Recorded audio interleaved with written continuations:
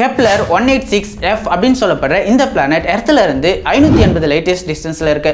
அது மட்டும் இல்லாம இந்த பிளானட்டை எர்த் 2.0 அப்படின்னு சொல்லுவாங்க. ஏன்னா இந்த பிளானட் வந்து ஒரு ரெட் ட்வார்ஃப் ஸ்டாரை ஆர்பிட் பண்ணுது. ஒரு ரெட் ட்வார்ஃப் ஸ்டாரோட லைஃப் டைம் அப்படிங்கிறது பல ட்ரில்லியன் வருஷங்களுக்கு இருக்கும். இது மூலமா அந்த பிளானட்ல ஒரு உயிரினம் எவால்வ் ஆகுது அப்படின்னாக்கா அது அட்வான்ஸ்டு லெவல்ல மாறுறதுக்கு பல ட்ரில்லியன் வருஷங்கள் டைம் கிடைக்கும். இதுவே நம்மளோட சன் எடுத்துட்டீங்கன்னா அதோட லைஃப் டைம் அப்படிங்கிறது வெறும் 10 பில்லியன் வருஷம் தான். அது மட்டும் இல்லாம இந்த பிளானட் வந்து அதோட ஸ்டாரை வெறும் 130 நாள்லே ஆர்பிட் பண்ணி முடிச்சிருது. என்னதான் இந்த பிளானட் அதோட ஸ்டாருக்கு ரொம்பவுமே அருகில இருந்தாலும் இது ஹாபிட்டபிள் ஜோன்ல இருக்கு. அது மட்டும் இல்லாம இந்த பிளானட் எர்த்தை விட 11% பெருசு. ஆனா எர்த்தோட மாஸ் எந்த அளவுக்கு இருக்கோ அதே அளவு மாஸ் கொண்டு இருக்கு. சோ கிராவிட்டில எந்த டிஃபரன்ஸுமே இருக்காது. ஒருவேளை இந்த பிளானட்ல உயிர்கள் உருவாகி தாவரங்களும் உருவாகுச்சு அப்படின்னாக்கா அந்த பிளானட்ல இருக்க தாவரங்கள் எல்லாமே ரெட் கலர்ல இருக்கிறதுக்கு வாய்ப்பு இருக்கு அப்படின்னு சொல்றாங்க.